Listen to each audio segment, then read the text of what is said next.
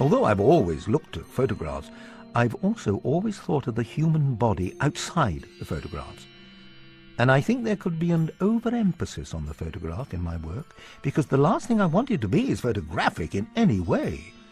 I only use photographs as I would use a dictionary in a foreign language. Art is almost like a long affair with images, objects, sensations, and what you might call the passions. But everything escapes you.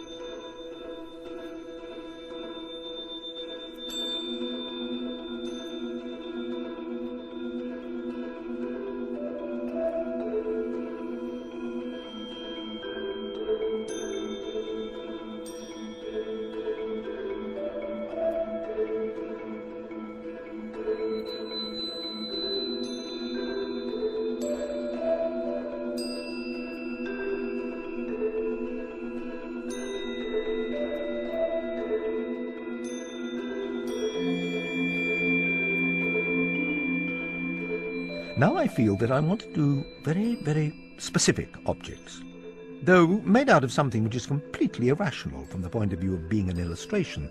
I want to do very specific things like portraits, and they will be portraits of the people I know, but when you come to analyze them, you just won't know, or it will be very hard to see, how the image is made up at all.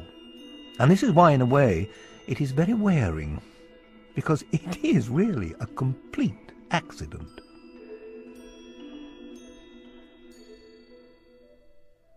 When I look at you across the table, I don't only see you, but I see a whole emanation which has to do with personality and everything else. And to put that over in a painting, as I would like to be able in a portrait, means that it would appear violent in paint.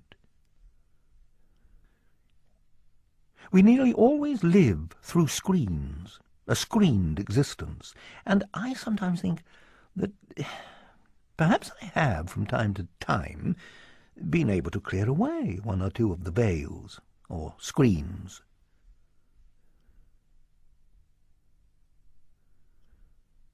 Well, there's no point in doing a portrait of somebody if you're not going to make it look like him. I couldn't do people I didn't know very well. I wouldn't want to. Even in the case of friends who will come and pose. I've had photographs taken for portraits because I very much prefer working from photographs than from them. This may be just my own neurotic sense, but I find it less inhibiting to work from them through memory and their photographs than actually having them seated there before me. Now, very often a person's appearance belies their qualities. But generally speaking, I think that you can, to a great extent, analyze their character from their appearance. And so I'm certainly not trying to make a portrait of somebody's soul or psyche or whatever you like to call it. You can only make a portrait of their appearance, but I think that their appearance is deeply linked with their behavior.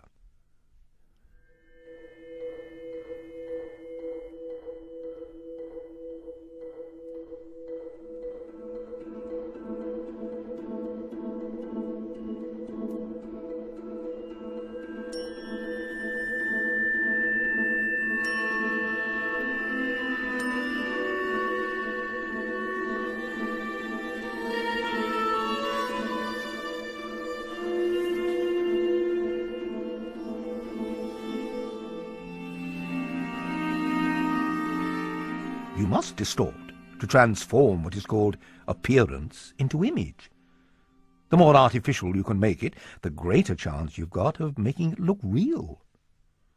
Whether the distortions which I think sometimes bring the image over more violently are damage is a very questionable idea. I don't think it is damage.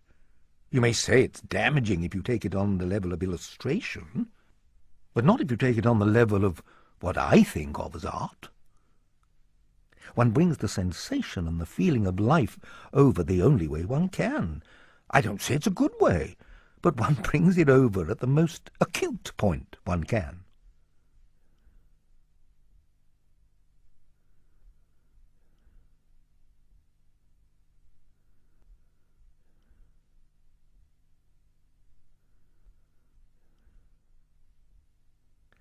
In the triptychs, I get them rather like police records, looking side face, front face, and then side face from the other side.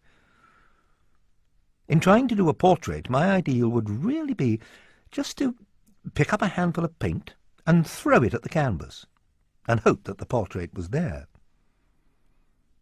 I don't really like doing portraits.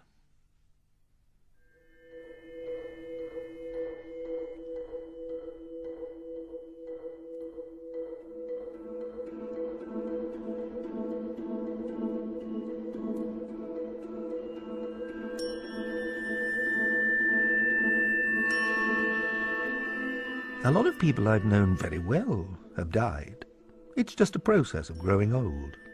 Life becomes more a desert around you. You're always aware of death. It's just around the corner for you. If you have a very, very strong feeling for life, its shadow, death, is always near you.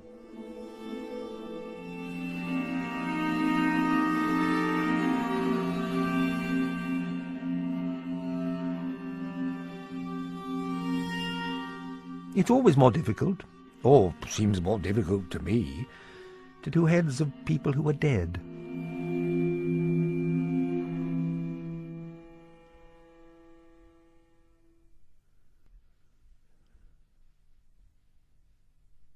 I like painting good-looking people, because I like good bone structure. I loathe my own face.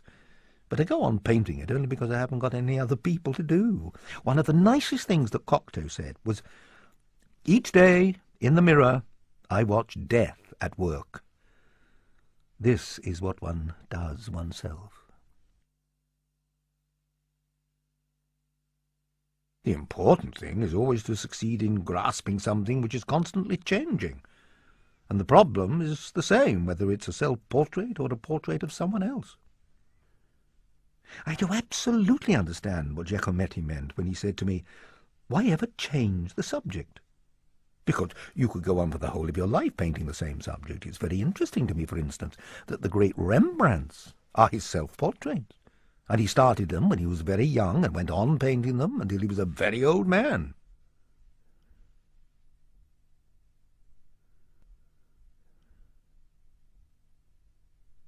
One always has a greater involvement with oneself than with anybody else. No matter how much you may believe you're in love with somebody else, your love of somebody else is your love of yourself.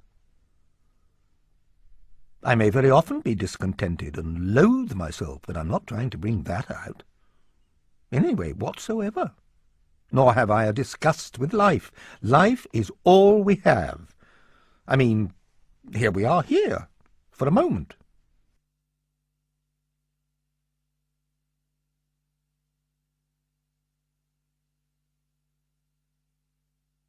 I know that the things I really like doing are the triptychs. They are the things